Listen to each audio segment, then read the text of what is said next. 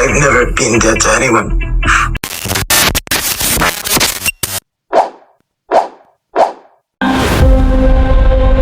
Imagine waking up one day and discovering that a man who was supposed to be dead was standing in front of a judge.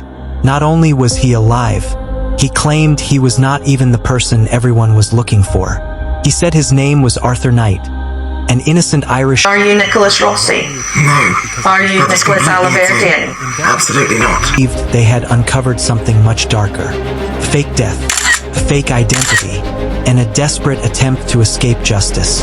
This is the bizarre story of Nicholas Rossi, the man whose courtroom appearance became a worldwide mystery. Before he became known around the world, Nicholas Rossi was already a controversial figure. Born in the United States, Rossi had a history filled with accusations, disputes, and legal troubles.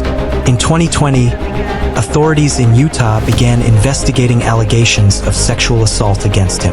As the case developed, Rossi was facing the possibility of prosecution. Then something unexpected happened. According to reports, Rossi claimed he had contracted COVID-19 and later died. A death announcement circulated, and for a time, authorities believed he was no longer alive. But investigators were not convinced, because years later, a man living in Scotland was arrested, and authorities said he was not Arthur Knight.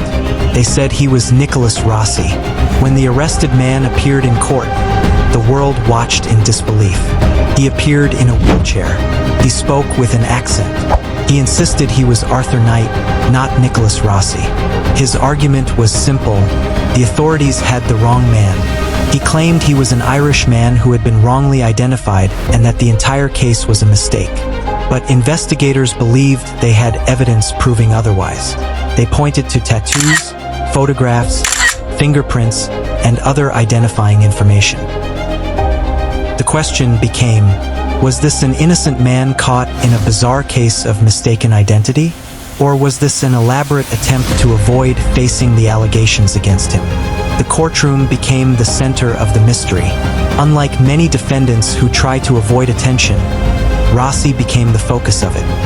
His unusual behavior, changing explanations, and insistence that he was someone else attracted global attention.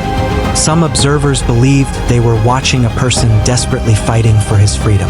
Others believed they were watching a carefully created performance. The judge eventually ruled that Rossi was the person authorities claimed he was. The extradition process moved forward, but even after the ruling, Rossi continued maintaining that he was Arthur Knight.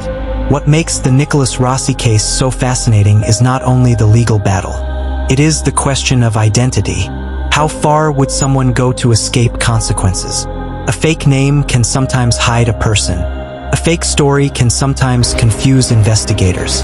But maintaining a false identity under public pressure requires something much more complicated.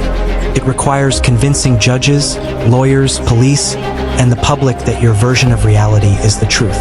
And that is why this case became more than a criminal investigation.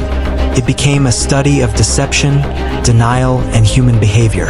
The Nicholas Rossi case leaves behind one unforgettable question.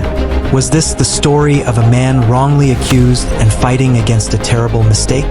Or was it an elaborate attempt to disappear? The courts have their answer. But the reason this case continues to fascinate people is that it sounds almost impossible. A man declared dead, a new identity, a courtroom appearance unlike anything most people had seen before, and a mystery that forced everyone to ask, how much of a person's identity is real, and how much can be created?